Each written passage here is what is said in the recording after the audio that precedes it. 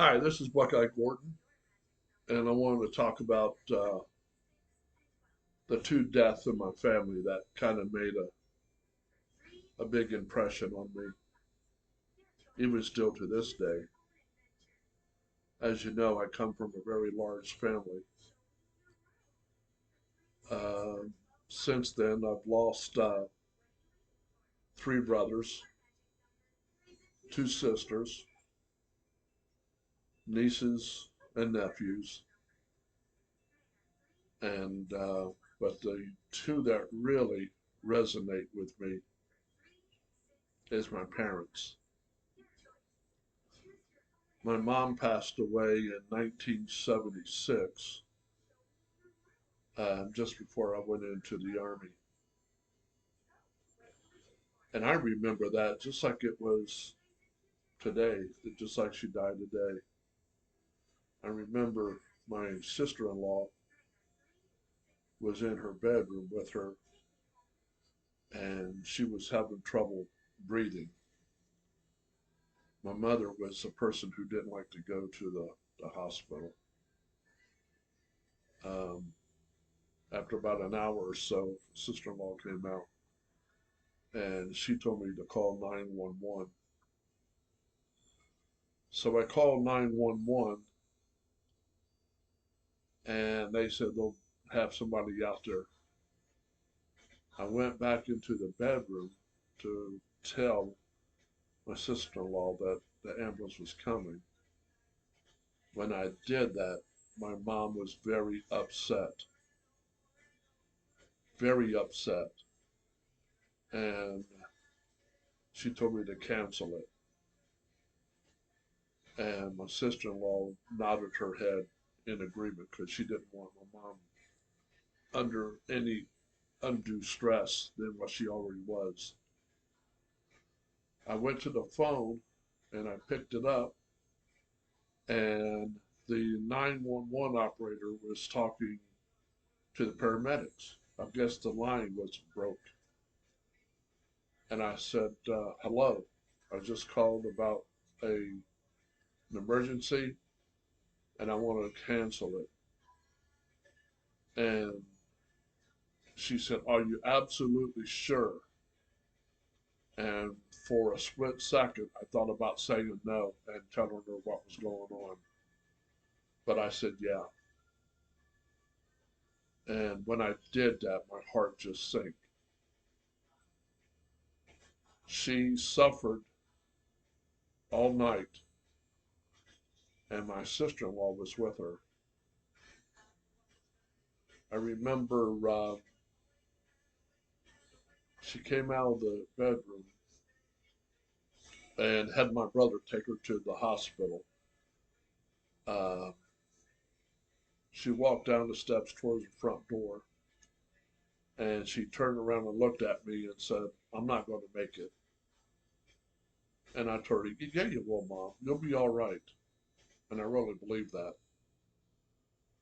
My brother, on their way to the hospital, she got worse, so they went to the fire department and they had to resuscitate her there.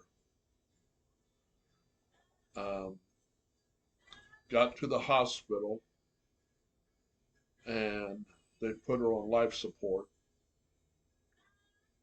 and they had the family, at least two members of the family, uh, at the hospital at all times. When it was my turn and my younger brother, we were there. And this was about 1 or 2 o'clock in the morning. It was about 9 days later after she was admitted to the hospital. Uh, Me and my younger brother was there. I had fallen asleep in the waiting room. And a nurse came in and woke me up and said, is my last name Myers? And I said, yeah. She says, well, I'm sorry, but your mother's not going to make it through the night. Do you want to go and see her? And I wanted to, but I felt like at that time, for some reason, I didn't know her, like she was distant to me or something. So I woke my younger brother up, and I said, the nurse said that mom's dying. Do you want to go see her? He said, no, let's go home and tell everybody. So we got home, woke my dad up. He was visibly, understandably upset. So was the rest of the family. Then the phone rings. You know what that is. And my mother had passed away. The second death in our family that made a huge impression on me was my dad. He was a very heavy smoker. He was smoking so hard, or quite a bit, he had yellow fingers. And he always smoked Pall Mall. In the past, he'd always have problems breathing, and that's usually a dangerous sign. He worked 6 days a week, 10-hour days. He had a lot of health issues while uh, my mom was alive still. You know, we had to call the ambulance for him a few times because he had a bleeding ulcer and a few other things. I I remember after my mom had died, my dad had part of his lung taken out. He was diagnosed with cancer, and part of his lung was taken out. You know, he had trouble getting around, and he lived in just a one-bedroom apartment. And I remember